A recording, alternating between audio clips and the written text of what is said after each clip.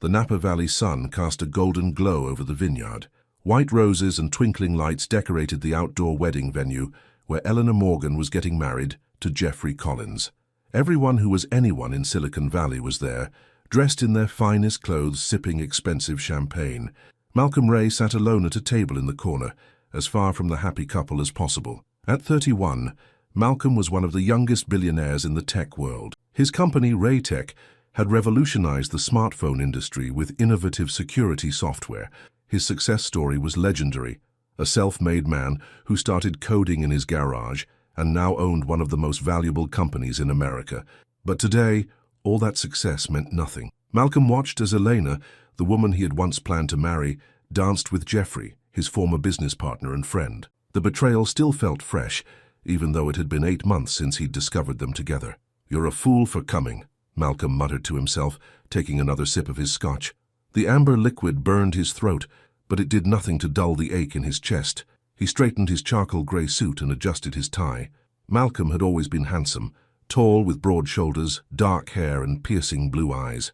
Women constantly tried to catch his attention, especially now that he was single and worth billions, but he'd built walls around himself since Elena's betrayal. Malcolm watched as the bride and groom cut their cake. Elena looked beautiful in her white dress, her blonde hair perfectly styled. Jeffrey kept his arm around her waist, smiling for the photographers. They looked perfect together, the power couple of Silicon Valley. "I should leave," Malcolm said, but he couldn't move. Leaving would make him look weak, like he couldn't handle seeing them together. He had an image to maintain. The business world was watching, the gossip blogs were watching. Everyone wanted to see how Malcolm Ray would handle this humiliation. Just as Malcolm was about to down the rest of his scotch and make his exit, he felt someone's presence beside him. "You look like you could use some company." Malcolm looked up to see a woman he didn't recognize. She was stunning, tall and slender, with smooth dark skin and curly black hair that fell past her shoulders. She wore a simple burgundy dress that hugged her curves, but it was her eyes that caught his attention, warm, intelligent, and filled with genuine concern. "Do I know you?" Malcolm asked, his tone sharper than he intended. The woman shook her head. "No, my name is Zariah Ellis. I'm here with my roommate Lisa. She works in wine distribution." She gestured toward a group of people near the bar. "And you're Malcolm Ray? Let me guess. You recognized me from Forbes magazine and thought you'd try your luck?" Malcolm had grown used to women approaching him for his money. Zariah raised an eyebrow. "Actually, I recognized you as the man sitting alone at a wedding, looking like he's trying not to fall apart. I thought you might want to dance." Malcolm was taken aback by her directness. "Dance? Why would I want to dance?" "Because it's better than sitting here torturing yourself," Zariah said simply. She held out her hand. "Dance with me, just so you're not alone right now." Something in her voice, the genuine kindness with no hint of pity, made Malcolm put down his glass. Against his better judgment, he stood up and took her hand. As they walked to the dance floor, Malcolm felt people watching. He saw the whispers behind hands, the curious glances. Everyone wanted to know who the mystery woman was with Malcolm Ray. The band was playing a slow song. Malcolm placed his hand respectfully on Zariah's back, keeping a proper distance between them as they began to move to the music. "So," Malcolm said after a moment of silence, "why did you really come over to my table?" Zariah looked directly into his eyes. "Because you looked like someone trying not to break in public." Her honesty surprised him. "And what if I was? Then let me be the stranger you break next to," she said softly. Malcolm felt something crack inside him, not in a painful way, but like ice breaking on a frozen lake at the first sign of spring. "I shouldn't have come today," he admitted. "Probably not," Zariah agreed. "But you did, and now you're dancing instead of hiding in the corner."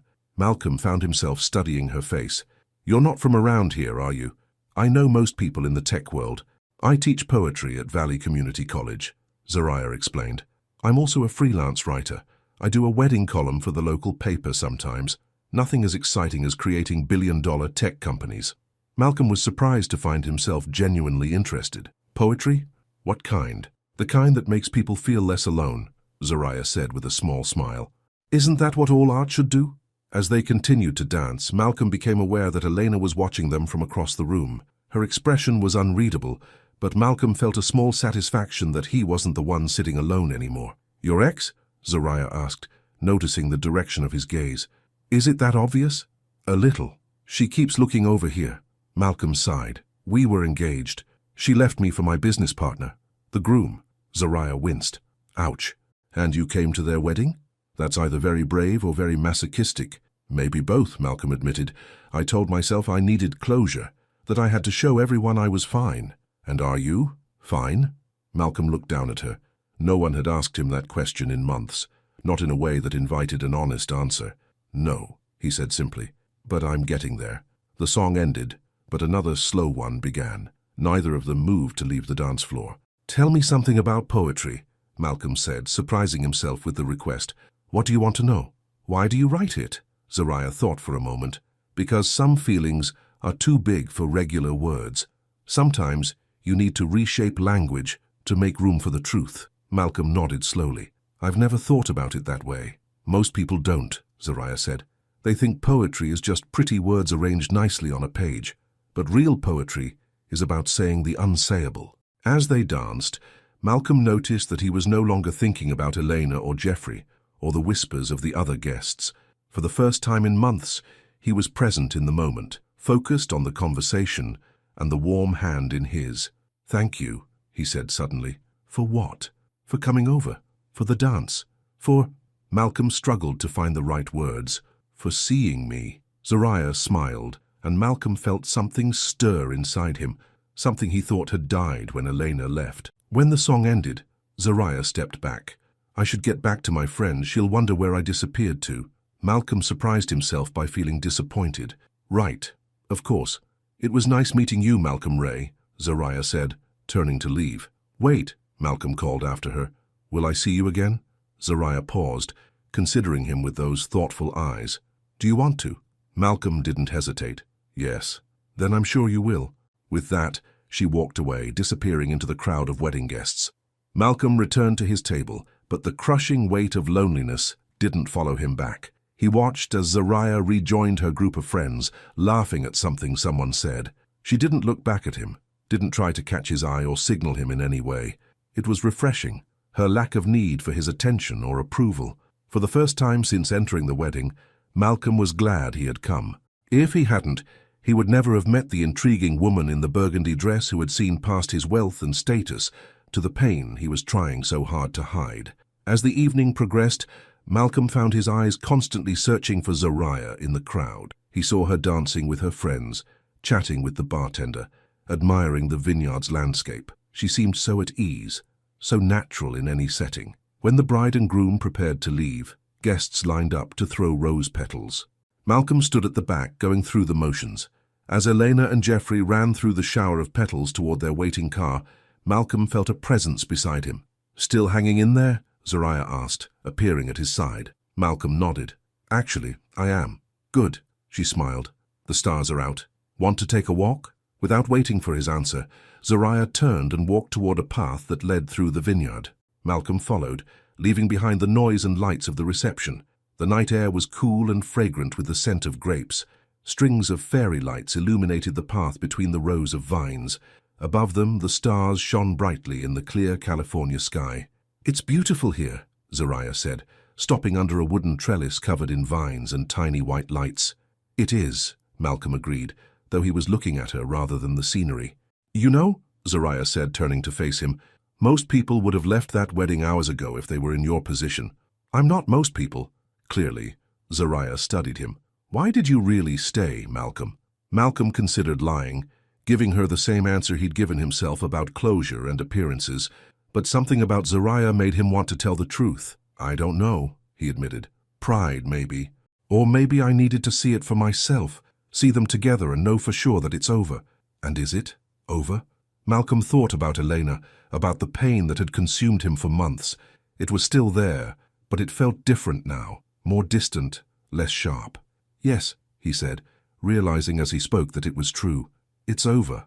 Zariah smiled. Good. New beginnings are hard to find when you're still holding on to old endings. You sound like a greeting card, Malcolm said with a small laugh. Occupational hazard of being a poet, Zariah replied with a shrug. Sometimes the truth is a little cheesy. They stood in comfortable silence for a moment, watching the lights twinkle among the vines. I don't know your last name, Malcolm said suddenly. Ellis, Zariah Ellis. Zariah Ellis, Malcolm repeated, liking the way it sounded. "I'd like to see you again, Zariah Ellis." "Would you?" she asked, her expression unreadable. "Or do you just want a distraction from your pain?" The question caught Malcolm off guard. Most women would have jumped at the chance to see him again, especially knowing his wealth and status. "I want to know you," Malcolm said honestly. "Not as a distraction, as a person." Zariah seemed to consider this. "I'm not sure that's a good idea." "Why not?" "Because people like you don't usually want people like me for long," she said simply. "I'm not part of your world, Malcolm. I teach community college classes and write poetry that hardly anyone reads. You run a billion-dollar company and attend galas with celebrities." "Maybe I'm tired of my world," Malcolm said softly. Zariah shook her head. "You're hurting right now. Pain makes us reach for comfort wherever we can find it. I was happy to be your comfort tonight, but I'm not interested in being someone's temporary bandage." Malcolm was surprised by her words. He wasn't used to rejection, not since he'd made his fortune. "That's not what I'm offering," he insisted. "Maybe not intentionally," Zariah conceded. "But I know how these things go. The billionaire meets the ordinary girl, feels something different, something real. Then the novelty wears off and he remembers all the models and socialites waiting in line." "That's not fair," Malcolm said, a hint of anger in his voice. "You don't know me." "You're right, I don't," Zariah agreed. "And you don't know me either. That's my point." She turned to leave, but Malcolm gently caught her hand. "So let's change that," he said. "Let me know you. Let me prove that I'm not just looking for a distraction." Zariah looked down at his hand holding hers, then back up at his face. For a long moment she said nothing. "One coffee," she finally said. "That's all I'm agreeing to." Malcolm smiled, feeling a surge of something he hadn't felt in a long time. Hope. "One coffee," he agreed. "For now."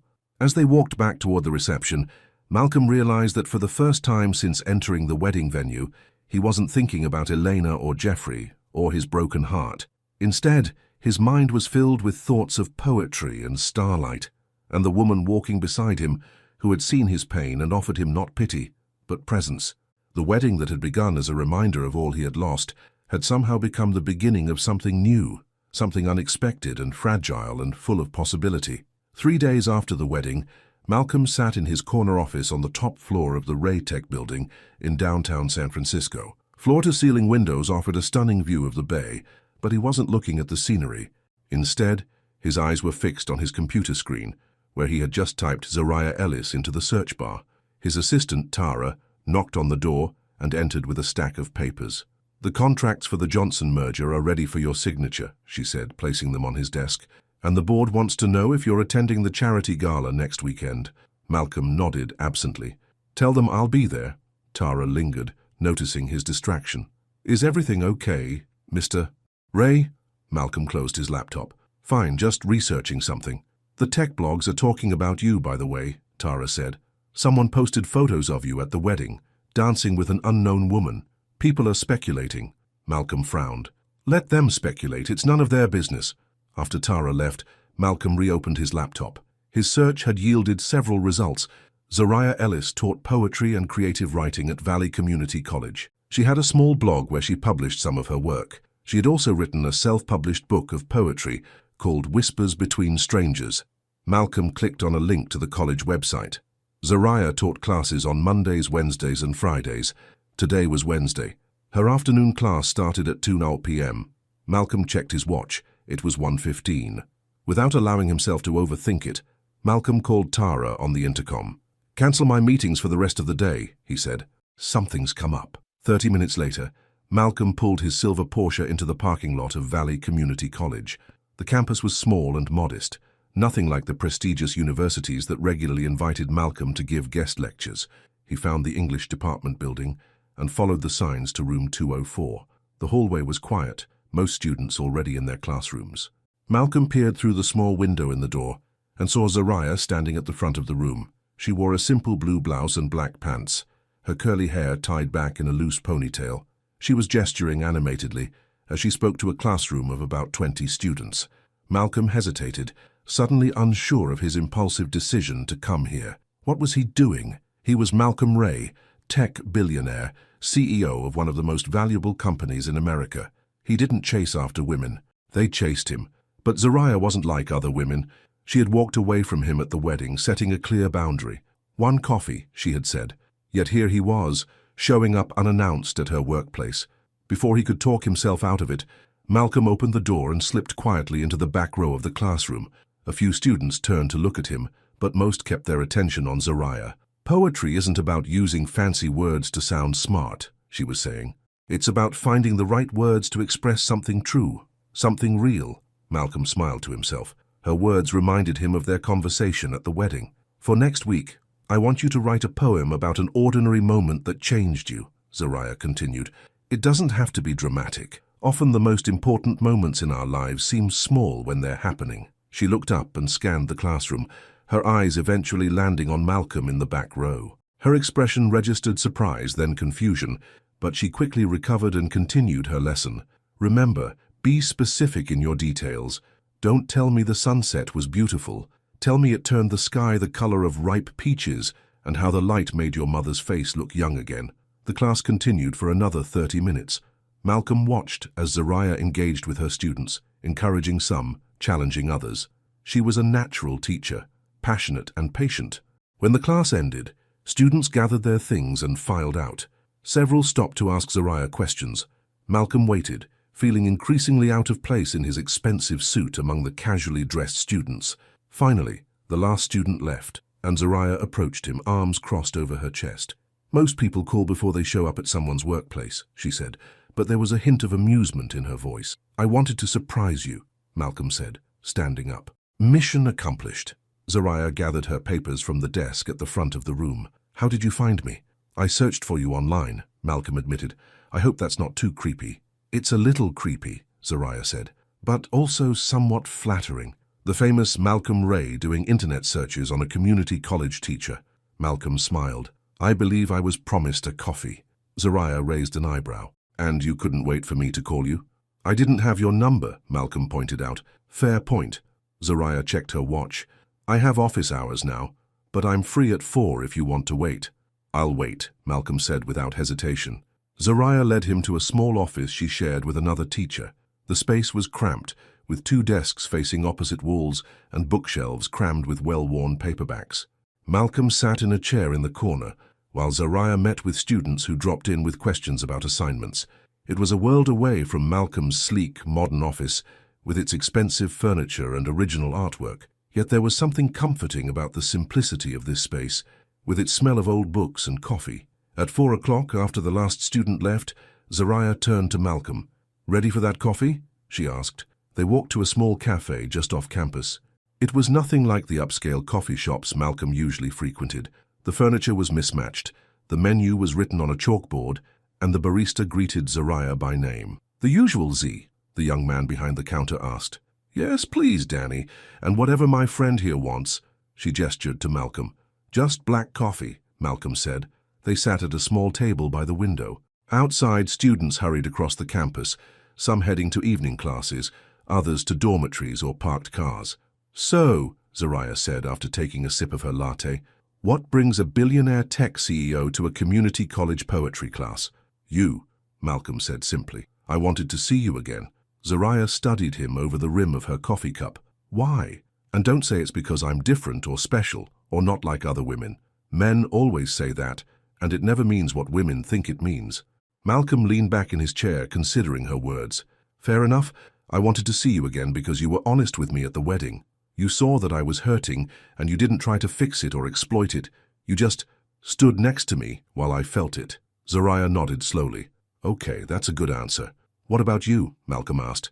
"Why did you agree to coffee with me?" "Curiosity," Zariah admitted, "and maybe a little bit of that same honesty you mentioned. There was something real about our conversation at the wedding. I don't experience that very often." "Me neither," Malcolm said, "especially since you became rich and famous," Zariah supplied. Malcolm nodded. "People treat you differently when they want something from you.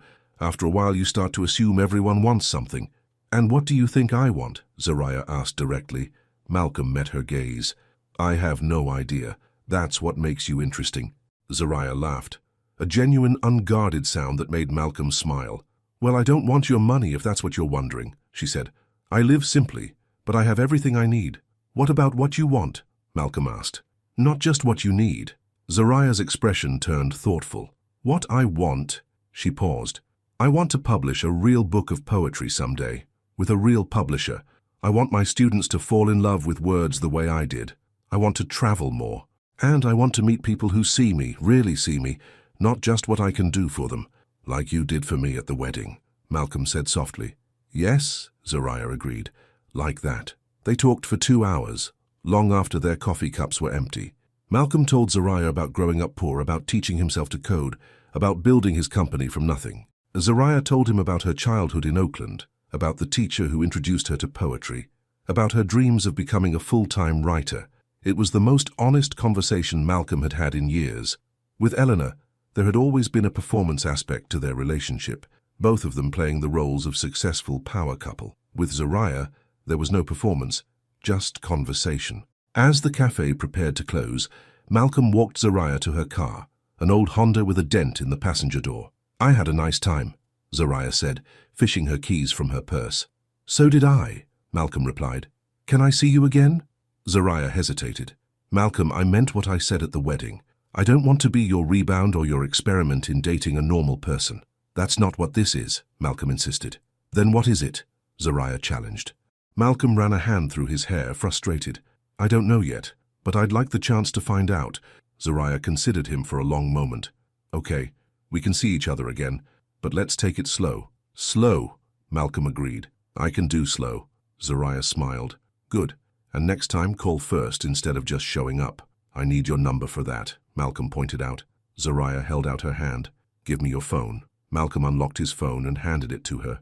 She entered her number, then returned it to him. Good night, Malcolm, she said, getting into her car. Good night, Zariah, he replied, watching as she drove away. On the drive back to his penthouse apartment, Malcolm couldn't stop smiling. For the first time in months, he felt something other than anger or pain or numbness. He felt hope. The next morning, Malcolm arrived at the office earlier than usual. He had a spring in his step that didn't go unnoticed by his staff. So you seem in a good mood today, Mr. Ray, Tara commented as she brought in his morning coffee. I am, Malcolm said. By the way, can you find out who funds Valley Community College? I'm interested in their arts program. Tara made a note. I'll look into it right away. Later that day, Malcolm received a text from Zariah. My students are still talking about the mysterious man in the suit who sat in the back of class yesterday. One of them Googled you. Now they think I'm dating a celebrity. Thanks for that. Malcolm grinned and typed a reply. Am I dating a celebrity? That seems presumptuous after one coffee. Her response came quickly. Definitely presumptuous. We'll need at least 3 coffees before I consider it dating. Challenge accepted, Malcolm texted back. Dinner tomorrow? I know a great Italian place. There was a longer pause before Zariah's reply. I thought we were doing coffee. We can have coffee for dessert, Malcolm suggested. Another pause, then, fine, but I'm paying for my half. Malcolm frowned at his phone. He wasn't used to women insisting on paying their own way. With Elena, money had never been an issue. She had been happy to let him spend lavishly on her. We'll discuss it tomorrow, he texted back. I'll pick you up at 7. I'll meet you there, Zariah countered. Text me the address. Malcolm shook his head, smiling at her stubbornness. She was determined to maintain her independence, and he found it both frustrating and refreshing. The next evening, Malcolm arrived at Bella Norte, an upscale Italian restaurant in downtown San Francisco 15 minutes early. He had reserved a private table in the back, away from prying eyes. As a well-known figure in the tech world, Malcolm was used to being recognized and photographed when he dined out. Zariah arrived precisely at 7, wearing a simple black dress that hugged her curves. Her hair was down, falling in natural curls around her shoulders. She looked beautiful in an understated way that made Malcolm's breath catch. You look amazing, he said, as the hostess led them to their table. Thank you, Zariah replied. This place is fancy. I'm a little out of my element. You don't look out of your element, Malcolm assured her. You look like you belong anywhere you choose to be. The waiter brought menus and recited the evening's specials. Malcolm noticed Zariah glancing at the prices, her expression carefully neutral. Order whatever you want, he said quietly. Please. Zariah met his eyes across the table. I told you I'm paying for my half. And I'm telling you that I invited you, so it's my treat, Malcolm countered. Next time you can choose the place and pay if you want. Zariah seemed to consider this, then nodded. Next time, she agreed. They ordered wine and pasta, and as they ate, the conversation flowed as easily as it had at the cafe. Malcolm found himself telling Zariah things he rarely shared with anyone. his insecurities about his success, his fears that he'd never be able to trust again after Elena's betrayal. "It's not just that she cheated," Malcolm explained. "It's that she did it with Jeffrey. He was my friend, my partner. We built the company together." "That's a double betrayal," Zariah said sympathetically. "No wonder you're guarded." "What about you?" Malcolm asked. "You seem cautious too." Previous heartbreak. Zariah took a sip of her wine before answering. "A few. The last serious relationship I had was with another teacher at the college. He told me he loved my passion, my creativity. Then he got a job offer at a university across the country and left without even discussing it with me. Later I found out he'd been using my teaching ideas in his own work, passing them off as his." "I'm sorry," Malcolm said, genuinely angry on her behalf. Zariah shrugged. "It taught me to be careful about who I share myself with. People say they love your fire until it burns too bright for their comfort." "I don't think you could burn too bright for me," Malcolm said without thinking. Zariah gave him a skeptical look. "You barely know me, Malcolm." "I'm getting to know you," he corrected, "and I like what I'm learning." After dinner, they walked along the waterfront. The night was cool, and Malcolm draped his jacket over Zariah's shoulders when he noticed her shivering. "Tell me about your poetry," Malcolm said, as they stood looking out at the lights reflected on the bay. "What do you want to know? What do you write about?" Zariah was quiet for a moment, gathering her thoughts. "Love, loss, the moments between people that change everything, the way we hide from each other and from ourselves." "Will you let me read some?" Malcolm asked. Zariah looked up at him, surprised. "You want to read my poetry?" "Yes," Malcolm said simply. "I want to know how you see the world." Zariah hesitated, then reached into her purse and pulled out a small book. "This is my self-published collection. It's not very good, but it's honest." Malcolm took the book, Whispers Between Strangers by Zariah Ellis. The cover was simple, black with white lettering. "Thank you," he said, understanding that she was sharing something precious with him. "I'll read it tonight." They continued walking, their hands occasionally brushing against each other. Malcolm wanted to take her hand in his, but he remembered his promise to take things slow. As they reached the end of the pier, Zariah turned to face him. "I should get home. I have an early class tomorrow." "I'll drive you," Malcolm offered. "I have my car," Zariah reminded him. "Right," Malcolm nodded, trying to hide his disappointment. "I'll walk you back to the restaurant parking lot then." As they walked back, Zariah said, "I had a nice time tonight, Malcolm. Thank you for dinner." "Thank you for joining me," Malcolm replied. "And for this." He held up the poetry book. When they reached Zariah's car, there was a moment of awkward silence. Malcolm wanted to kiss her, but he wasn't sure if she wanted him to. Before he could decide, Zariah stood on her tiptoes and pressed a quick, soft kiss to his cheek. "Good night, Malcolm," she said, getting into her car. "Good night, Zariah," he replied, touching his cheek where her lips had been. Later that night, Malcolm sat in his penthouse, reading Zariah's poetry by the light of a single lamp. Her words were raw and honest, beautiful in their simplicity. She wrote about love and loneliness, about the masks people wear, about the courage it takes to be seen. One poem in particular caught his attention. It was titled, "The Stranger's Dance." "We are all strangers, until someone sees our pain best and dances anyway." Malcolm read the short poem 3 times, thinking about the night of the wedding, about Zariah asking him to dance, about the way she had seen his pain and offered her presence instead of her pity. He fell asleep with the book on his chest, dreaming of dancing with Zariah under a sky full of stars. The next morning, Malcolm woke to a text from Tara with the information he had requested about Valley Community College. The college had been struggling financially for years. Their arts program was particularly underfunded, with potential cuts looming for the upcoming academic year. Malcolm sat up in bed, an idea forming in his mind. He picked up his phone and called his financial advisor. "Roger, I want to set up a donation to Valley Community College," Malcolm said, "specifically for their arts and humanities programs." "How much are we talking, Malcolm?" Roger asked. $5 million, Malcolm said without hesitation. "I want it done today." "That's very generous," Roger commented. "Any particular reason for this sudden philanthropy?" Malcolm thought about Zariah, about her passion for teaching, about the students whose lives she was changing with her words. "Let's just say I've developed an interest in poetry," Malcolm replied. A week after their dinner date, Zariah was in her classroom preparing for her morning poetry workshop when the dean of the college, Dr. Peterson, knocked on her door. "Zariah, do you have a minute?" he asked, his round face flushed with excitement. "Of course," Zariah said, putting down her stack of student papers. Is everything okay? Everything is wonderful, Dr. Peterson exclaimed, stepping into the classroom. The most amazing thing has happened. We've received a donation to the arts department. $5 million. Zariah's eyes widened. $5 million? That's incredible. From who? An anonymous donor, Dr. Peterson said. Well, anonymous to most, but as department head, I was informed. It's from Malcolm Ray, the tech billionaire. Zariah felt the blood drain from her face. Malcolm Ray, she repeated faintly. Yes, can you believe it? The Malcolm Ray. Dr. Peterson was practically bouncing with excitement. Apparently, he's developed an interest in our poetry program. This donation will save the entire arts department. We won't have to cut any classes or staff positions. In fact, we can expand. Zariah forced a smile. That's wonderful news. It gets better, Dr. Peterson continued. The board wants to honor Mr. Ray at our annual fundraising gala next month. We're hoping you'll write something to read at the ceremony, a poem expressing our gratitude. Me? Zariah asked weakly. Of course. You're our star poetry professor, and who knows, maybe you could give Mr. Ray a personal tour of the department when he visits. Show him what his money is supporting. After Dr. Peterson left, Zariah sank into her chair, her mind racing. Malcolm had donated $5 million to her college, right after she had told him about the financial struggles of the arts department. It couldn't be a coincidence. Anger built inside her. How dare he? She had made it clear she didn't want his money.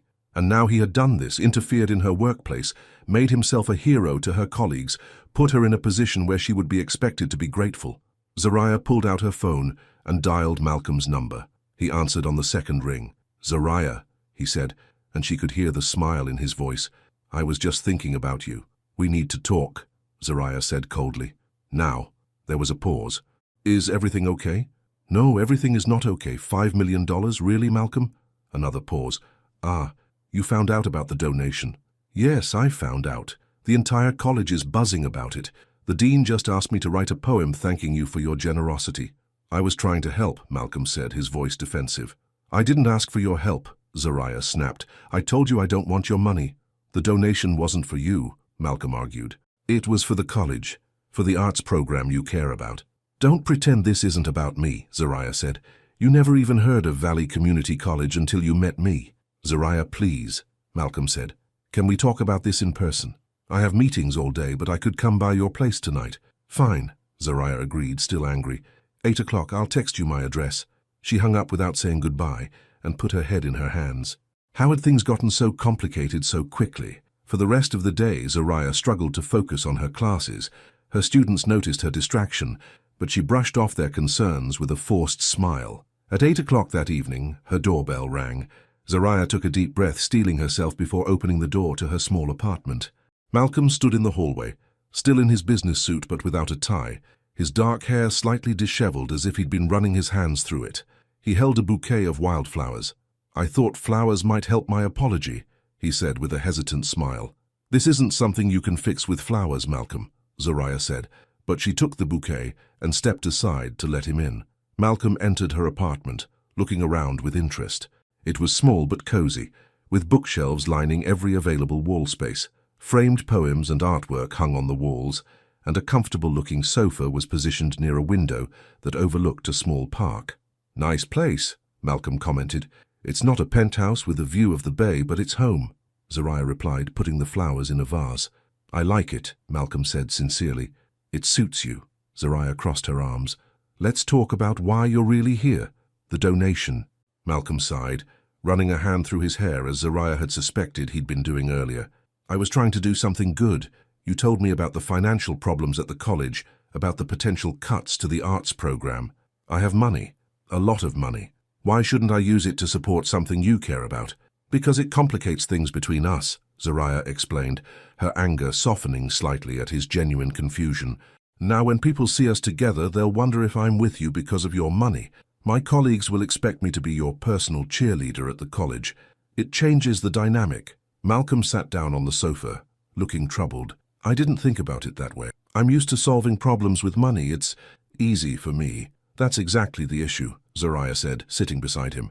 What's easy for you is life-changing for other people. $5 million is nothing to you, but it's everything to my college. That kind of power imbalance is It's hard to navigate in a relationship. Is that what we have? A relationship? Malcolm asked quietly. Zarya looked at him, at the vulnerability in his eyes. I don't know what we have, Malcolm. We barely know each other. We've had coffee once and dinner once.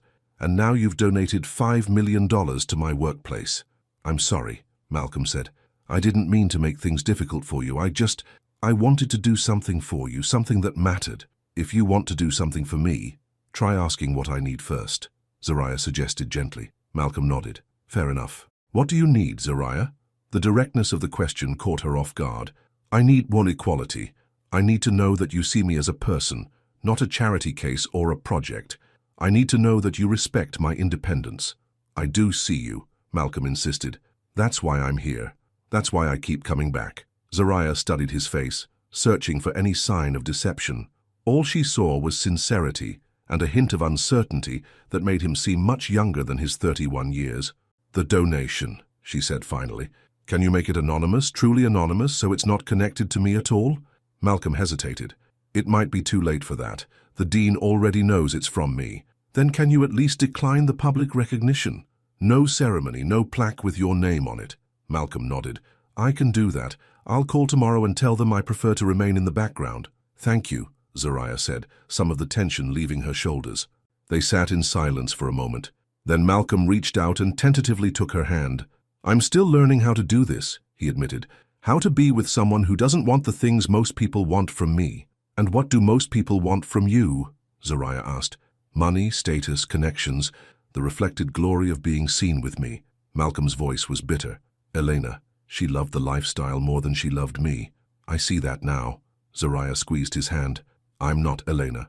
I have my own life, my own work that fulfills me. I don't need your money or your connections.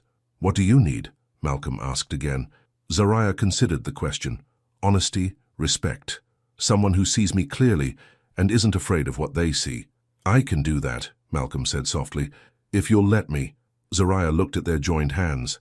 I'm still angry about the donation. I know, I'm sorry. But, she continued, I appreciate that you came here to apologize. That you're listening to me. Malcolm brought her hand to his lips and kissed it gently. I want to get this right, Zarya. I want to get us right. Something warm unfurled in Zaraya's chest at his words. We're still taking it slow, she reminded him. Slow, Malcolm agreed. At your pace.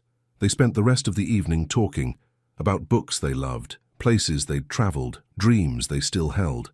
Malcolm told Zarya about his childhood in a small apartment in Oakland, where his mother had worked 2 jobs to support him after his father left. Zarya shared stories about her grandmother, who had raised her and encouraged her love of poetry. It was nearly midnight when Malcolm reluctantly stood to leave. Can I see you this weekend? He asked. Maybe we could go to that bookstore you mentioned, the one with the poetry readings. Zarya smiled, pleased that he had remembered. I'd like that. At the door, Malcolm paused. Zarya, about the donation. I know you're still upset, but I hope someday you'll understand that I did it because I care about what you care about, not to show off or control you. Zarya nodded. I know your intentions were good, just no more grand gestures without talking to me first, okay? Promise, Malcolm said, leaning down to kiss her cheek. After he left, Zarya touched the spot where his lips had been, her feelings a complicated mix of wariness and hope. On Saturday, Malcolm and Zarya went to Verses and Volumes, a small independent bookstore that hosted weekly poetry readings. Zarya was well known there. She had given readings of her own work several times. Zarya, the elderly owner, Mrs. Jenkins, called out when they entered. So good to see you, dear. Are you reading tonight? Not tonight, Mrs. Jenkins, Zarya replied with a smile. Just here to listen. This is my friend, Malcolm. Mrs. Jenkins shook Malcolm's hand, giving him a curious once-over. Nice to meet you, young man. Any friend of Zarya's is welcome here. Malcolm and Zarya found seats near the back of the small performance area. The space was intimate, just a few rows of mismatched chairs facing a small wooden stool and a microphone. People of all ages filled the seats, many with notebooks or tablets ready to jot down inspiration. This is where I gave my first public reading, Zarya whispered to Malcolm. I was terrified. My hands were shaking so badly I could barely hold my paper. What did you read? Malcolm asked. A poem about my grandmother, Zarya said, about the way she used to braid my hair when I was little, telling me stories as her fingers worked. Malcolm smiled, imagining a young Zariah standing nervously at the microphone, finding her voice. I wish I could have seen it. The readings began, a mix of established local poets and newcomers testing their work in public for the first time. Malcolm was surprised by how much he enjoyed it. Some poems were funny, others heartbreaking. All were deeply personal in a way that made him feel privileged to witness. When the official readings ended, there was an open mic session. On impulse, Malcolm leaned over to Zariah. "You should read something." Zariah shook her head. "I didn't prepare anything." "You must know your own poems by heart," Malcolm insisted. "Please? I'd love to hear you." Zariah hesitated, then nodded. "Okay, one poem." She made her way to the front of the room and took the microphone. The crowd murmured in recognition. Clearly she was a favorite here. "This is a new piece," Zariah said. "Still a work in progress. It's called The Dance Continues." She closed her eyes for a moment, gathering herself, then began to speak. Her voice was clear and strong, her words painting vivid images of two strangers meeting under twinkling lights, of broken hearts beginning to mend, of walls slowly coming down brick by brick. Malcolm realized with a start that she was reading a poem about them, about their meeting at the wedding, about the cautious connection they were building. It was beautiful and honest and a little bit frightening in its vulnerability. When Zariah finished, there was a moment of silence before the room erupted in applause. She made her way back to her seat, her eyes seeking Malcolm's. "That was about us," he said quietly. Zariah nodded. "I told you. I write about moments between people that change everything. Have I changed everything for you?" Malcolm asked. "It's too soon to tell," Zariah replied honestly. "But you've changed something." After the readings, they walked hand in hand through the neighborhood. The night was clear and cool, the streets quiet except for the occasional car passing by. "Thank you for bringing me here," Malcolm said.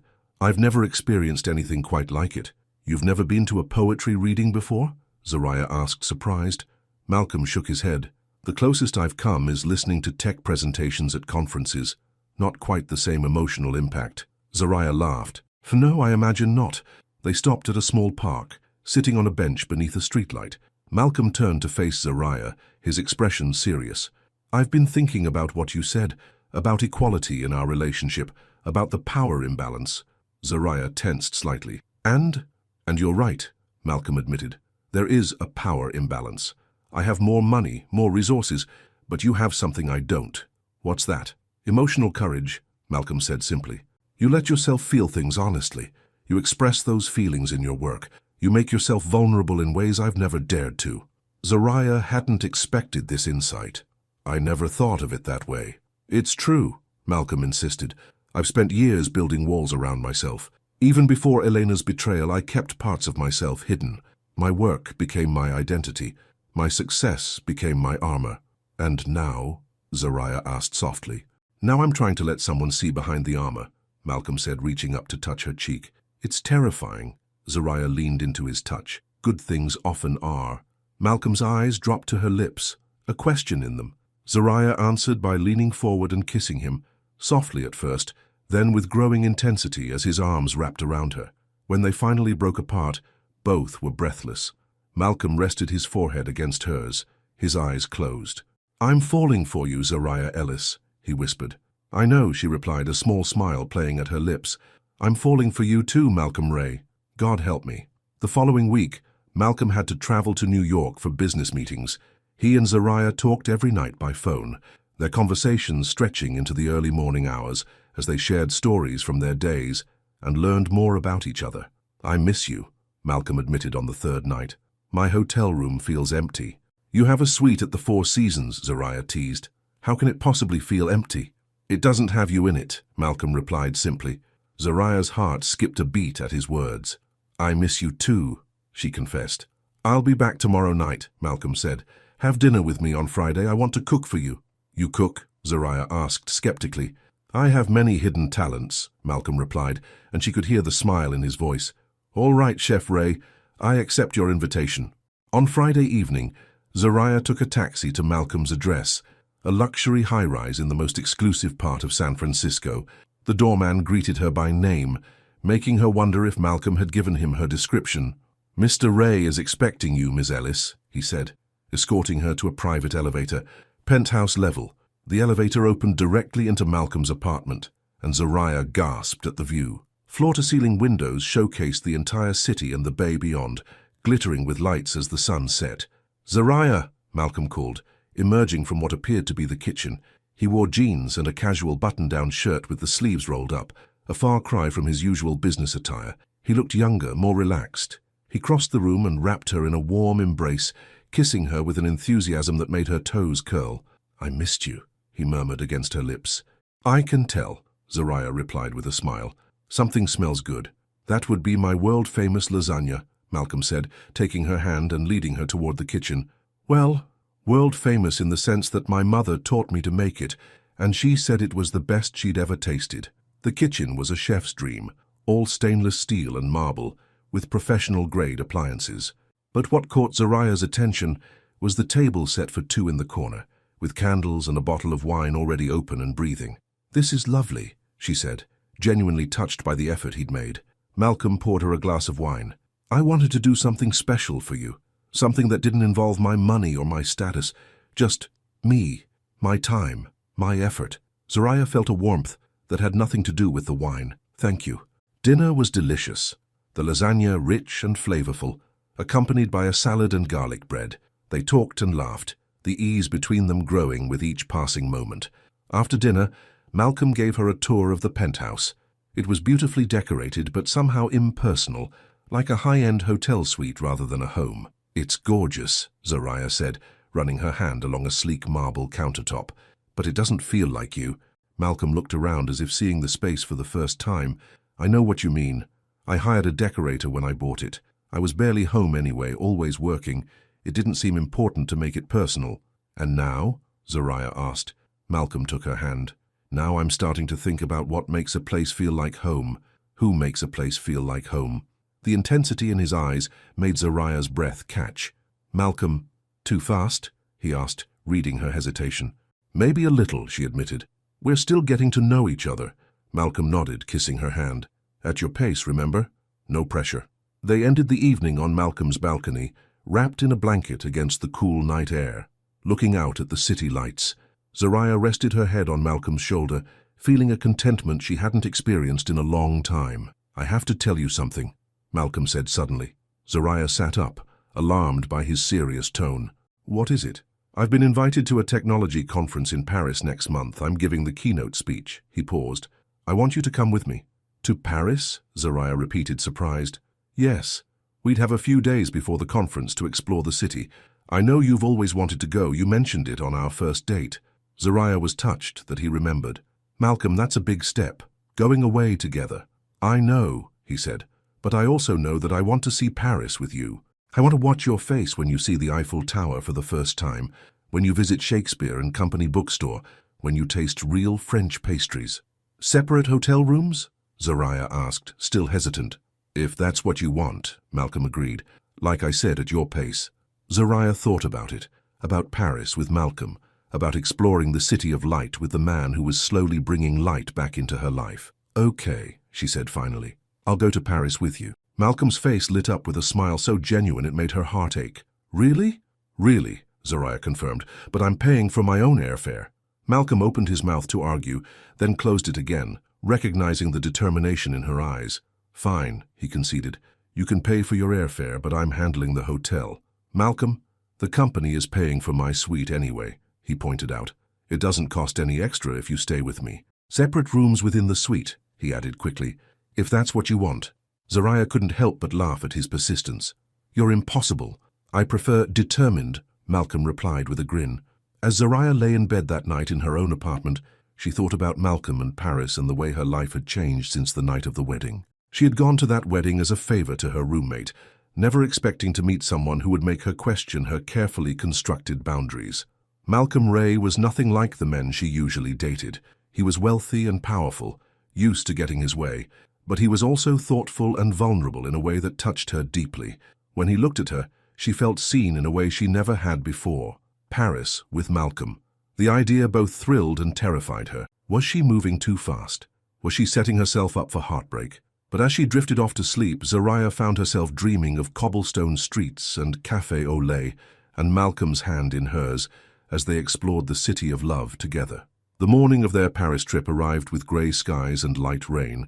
Malcolm's driver picked up Zariah at her apartment building, helping her with her single suitcase, while Malcolm waited in the back seat of the black town car. "Good morning," Malcolm said, leaning over to kiss her cheek as she slid in beside him.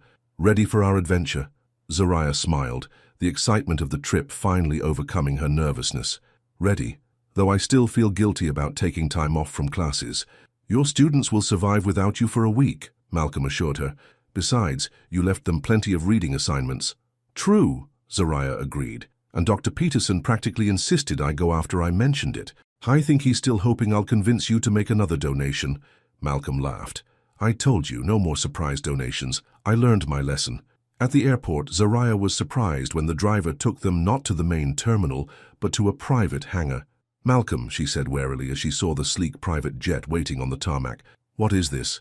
"Transportation to Paris," Malcolm replied innocently. "This is not what we agreed on," Zariah reminded him. "I was supposed to pay for my own commercial flight." Malcolm took her hand. "I know, and I was going to honor that.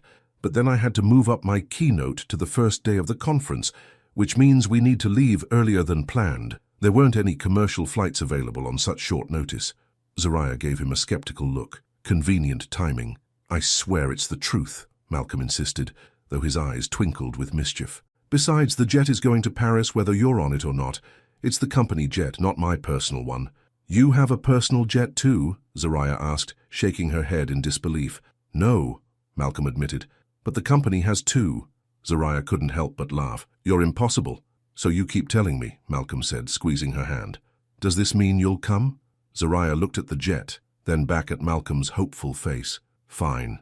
But I'm buying you dinner in Paris to make up for it." "Deal," Malcolm agreed quickly. The flight to Paris was unlike anything Zariah had experienced. The private jet was luxuriously appointed with comfortable leather seats, a dining area, and even a small bedroom in the back. The flight attendant served them a gourmet meal with fine wine, and Malcolm worked for part of the flight, while Zariah read a book of French poetry she had brought for the trip. "This is how you always travel?" Zariah asked, still amazed by the luxury. "For international trips, yes," Malcolm said. "It makes it easier to work during the flight, and it's a company expense." Zariah shook her head. "Your world is so different from mine. Sometimes I wonder what you see in a community college teacher who shops at discount stores." Malcolm set aside his laptop and moved to sit beside her. "I see a woman who is passionate and brilliant, who loves what she does and does it well, who sees past my wealth to the person underneath." He took her hand. "Do you know how rare that is in my world? To be seen for who I am, not what I have." Zariah squeezed his hand. "I'm trying to get used to all this. The luxury, the excess. It's just not my world." "Maybe it could be," Malcolm said softly. "Our world, something new we create together." Zariah smiled, touched by his words. "That's quite poetic for a tech CEO." "I've been reading more poetry lately," Malcolm admitted with a grin. "I have this amazing teacher." They arrived in Paris in the early evening. A car was waiting to take them to their hotel, the famous Ritz on the Place Vendôme. Zariah gasped when she saw the ornate facade of the historic building. "Malcolm, this is too much," she protested. "It's where I always stay when I'm in Paris for business," Malcolm said. "The company has an account here."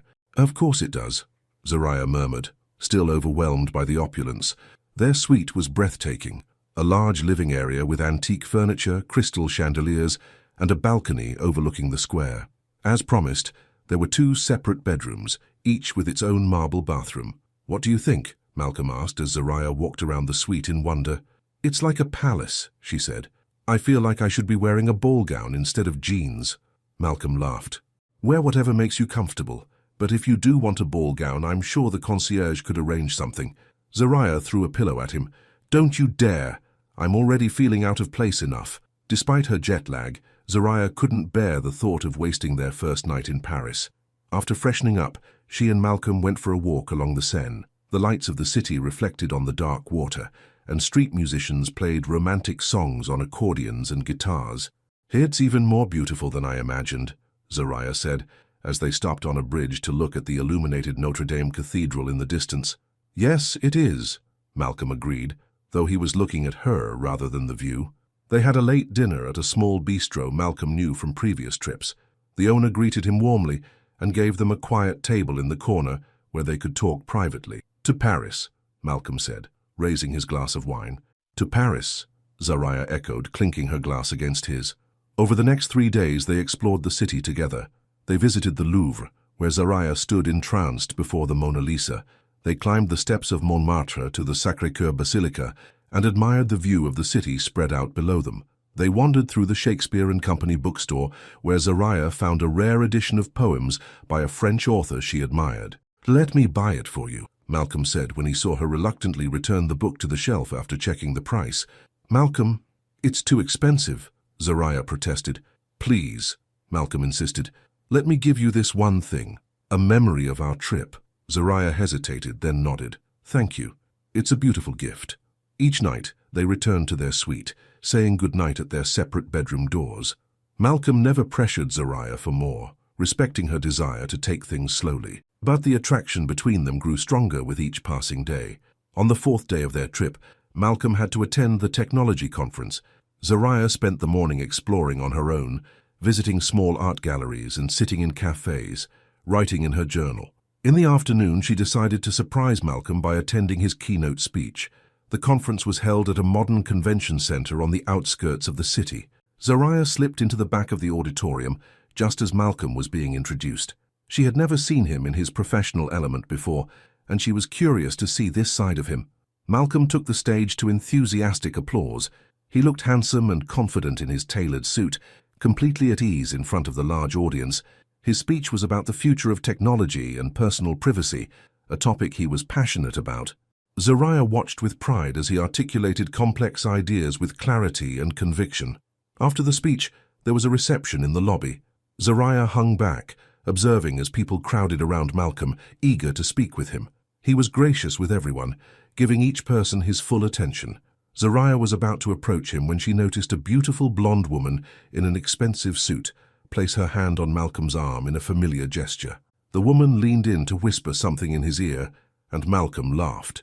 A twinge of insecurity shot through Zariah. The woman was clearly part of Malcolm's world, polished, sophisticated, at ease in this setting of wealth and power. Zariah suddenly felt out of place in her simple dress and flat shoes. Before she could approach, another woman joined the conversation, tall, elegant, with perfectly styled dark hair. Zariah recognized her immediately from photos online. Elena, Malcolm's ex-fiancée, the woman who had left him for his business partner. Zariah froze, watching as Elena said something to Malcolm, her expression serious. Malcolm's face hardened, his posture becoming rigid.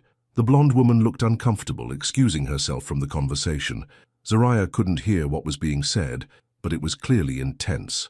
After a few minutes, Malcolm shook his head firmly and turned away from Elena. As he did, his eyes scanned the room and landed on Zariah. His expression transformed instantly from anger to surprise to joy. He quickly made his way through the crowd toward her. "Zariah," he said, reaching for her hands. "What are you doing here?" "I wanted to see you in action," Zariah explained. "Your speech was amazing, so passionate and intelligent." Malcolm beamed at her praise. "Thank you. I'm so glad you came." He glanced over his shoulder at Elena, who was watching them with narrowed eyes, though the timing is a bit awkward. "I saw," Zariah said. "That was Elena." Malcolm nodded. "She's here with Jeffrey. Their company is a competitor now. She wanted to discuss a potential collaboration, but I'm not interested in working with them." "Are you okay?" Zariah asked, noting the tension in his jaw. "I am now that you're here," Malcolm said, his expression softening. "Let's get out of here. I've done my duty for today." They left the conference center hand in hand. As they waited for their car, Zariah saw Elena watching them from the entrance, her expression unreadable. "She's staring at us," Zariah murmured. "Let her," Malcolm said, pulling Zariah closer. "I don't care what she thinks anymore." That evening they had dinner at the famous Jules Verne restaurant in the Eiffel Tower. As promised, Zariah insisted on paying, though she winced at the prices. "You don't have to do this," Malcolm said as she handed her credit card to the waiter. "Yes, I do," Zariah insisted. "I want to contribute something to this trip. I want us to be equals, even if it means I eat ramen for a month when I get home." Malcolm smiled, reaching across the table to take her hand. "You are my equal, Zariah, in all the ways that matter." After dinner, they went to the observation deck to look out at the city lights. Paris spread out below them, a glittering tapestry of lights and shadow. "What did Elena say to you?" Zariah asked suddenly. "At the reception." It seemed intense. Malcolm sighed. She said she made a mistake, that she misses me, that things with Jeffrey aren't working out. Zariah felt a cold knot form in her stomach. And what did you say? I told her it was too late, Malcolm said simply. That I've moved on, that I've found someone who sees me for who I really am, not what I can give her. Zariah felt the knot dissolve, replaced by a warm glow. You said that? I did, Malcolm confirmed. And I meant it. He turned to face her fully. Seeing Elena today, I realized something. I'm not angry anymore. I'm not hurt. I'm just grateful. Grateful, Zariah repeated, confused. If she hadn't left me, if she hadn't betrayed me, I would never have been sitting alone at that wedding, Malcolm explained. You would never have asked me to dance. We would never have met. Zariah smiled at the memory. The wedding seems like a lifetime ago. In some ways it was, Malcolm said. I was a different person then, broken, guarded. And now? Zariah asked softly. Now I'm healing, Malcolm said. Because of you. Because you showed me that I didn't have to hurt alone. He pulled her into his arms, and they stood wrapped together, the lights of Paris twinkling around them. When Malcolm kissed her, Zariah felt a sense of rightness, of coming home. Back at the hotel, they paused outside their separate bedroom doors. Good night, Zariah, Malcolm said, his voice husky. Actually, Zariah said, taking his hand, I was thinking maybe I don't want to sleep alone tonight. Malcolm's eyes darkened. Are you sure? Zariah nodded. I'm sure. I'm ready, Malcolm. He pulled her into his arms, kissing her deeply. I think I've been ready since the moment you asked me to dance. The next morning, Zariah woke to find Malcolm watching her, a soft smile on his face. Good morning, he said, brushing a curl from her forehead. Good morning, she replied, stretching contentedly. Any regrets? Malcolm asked, a hint of vulnerability in his voice. None, Zariah assured him, curling against his side. You? Only that we waited so long, Malcolm said, kissing the top of her head. Their remaining days in Paris were a blur of happiness. They visited the gardens of Versailles, took a boat ride on the Seine, and spent an afternoon at a small cafe talking for hours over coffee and pastries. At night, they returned to their suite, to the same bedroom, holding each other close as they fell asleep. On their last night in Paris, Malcolm took Zariah to a small exclusive jazz club in Saint-Germain-des-Prés. The atmosphere was intimate, with candlelit tables and a trio playing soulful music on a small stage. I have something for you, Malcolm said, reaching into his pocket. Malcolm, Zariah protested, you've given me enough. This whole trip has been a gift. This is different, Malcolm insisted, placing a small velvet box on the table. Zariah's eyes widened. Malcolm, it's not what you think, he said quickly. Open it. With trembling fingers, Zariah opened the box. Inside was a delicate silver key on a chain. A key? She asked, confused. To my penthouse, Malcolm explained. I want you to have it. To come and go as you please, to make it feel like home, our home, if you want. Zariah stared at the key, understanding the significance of the gesture. This is a big step. I know, Malcolm said, and if it's too soon, I understand. But I love you, Zariah Ellis. I want to build a life with you. Tears filled Zariah's eyes. I love you too, Malcolm. She leaned across the table to kiss him, the key clutched tightly in her hand. Is that a yes? Malcolm asked when they broke apart. It's a yes to the key, Zariah clarified, but let's take the rest one day at a time. I still have my apartment, my job, my life. Of course, Malcolm agreed. I don't want to change who you are. I just want to be part of your life, and I want you to be part of mine. I'd like that, Zariah said, slipping the chain around her neck. The key rested just below her collarbone, catching the light as she moved. It was a promise, a beginning, a door opening to a future they would build together. 3 months after their return from Paris, Malcolm and Zariah attended another wedding at the same Napa Valley vineyard where they had met. This time, it was for Lisa, Zariah's roommate, who was marrying her longtime boyfriend. Strange to be back here, Malcolm commented as they found their seats for the ceremony. So much has happened since that night. Zariah squeezed his hand. Good things.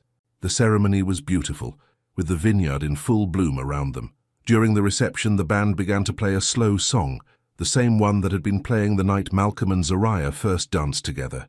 Zariah leaned close to Malcolm's ear and whispered, "Dance with me, just so we remember how it started." Malcolm smiled, rising to his feet and taking her hand. "No," he said, leading her to the dance floor. "Let's dance, so we know what we've built." As they swayed together under the twinkling lights, Malcolm held Zariah close, marveling at how fate had brought them together in this very spot. He had come to Elena's wedding broken and alone, never imagining that he would find love with a poetry teacher who had seen past his wealth to the man beneath. "What are you thinking about?" Zariah asked, noticing his thoughtful expression. "I'm thinking about how one moment can change everything," Malcolm replied. "One dance, one conversation, one person brave enough to approach a stranger in pain." "I'm glad I was brave that night," Zariah said softly. "So am I," Malcolm agreed. "I was hurting so much, and you showed me I didn't have to hurt alone." "No one should have to hurt alone," Zariah said. "Not when there's someone willing to stand beside them." Malcolm twirled her gently, then pulled her back into his arms. "I plan to stand beside you for a very long time, Zariah Ellis." "Is that a promise, Malcolm Ray?" Zariah asked with a smile. "It's more than that," Malcolm said, his eyes serious. "It's a vow." As the song ended, Malcolm led Zariah away from the dance floor and out onto the path between the vineyard rows. The sun was setting, casting a golden glow over the vines. They stopped beneath the wooden trellis where they had talked the night they met. Malcolm reached into his pocket and pulled out a small velvet box, different from the one he had given her in Paris. "Malcolm," Zariah breathed, her heart racing. "I know it's only been a few months," Malcolm said, his voice steady despite his obvious nervousness. "But when you know, and I know that I want to spend the rest of my life with you." He opened the box to reveal a ring, not the massive diamond one might expect from a billionaire, but a more modest ring with a sapphire surrounded by small diamonds. "I chose this because it reminded me of your eyes," Malcolm explained. "The way they shine when you're talking about poetry or your students or something you're passionate about." Tears filled Zariah's eyes as Malcolm dropped to one knee. "Zariah Ellis, will you marry me? Not because I'm rich or because you're beautiful, but because together we're better than we ever could be apart. Because you make me want to be worthy of your love every day."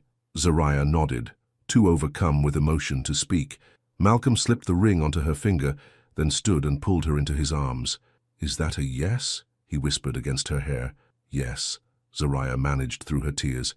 "Yes, I'll marry you, Malcolm Ray." Malcolm kissed her, pouring all his love and gratitude into the embrace. When they finally broke apart, they stood with their foreheads touching, both smiling through tears of joy. "I never expected this when I went to that wedding," Zariah admitted. "I just wanted to see the vineyard, maybe drink some expensive champagne, and I never expected to find the love of my life while nursing a broken heart," Malcolm replied. "Life is full of surprises." "Good surprises," Zariah agreed, looking down at the ring on her finger. "The best," Malcolm said, kissing her again. As they walked back toward the reception, hand in hand, Zariah thought about the poem she had written after they first met, about strangers becoming something more, about pain becoming healing, about walls coming down brick by brick. She had titled it, "You Don't Have to Hurt Alone." Now, with Malcolm beside her, she knew she never would again. The end.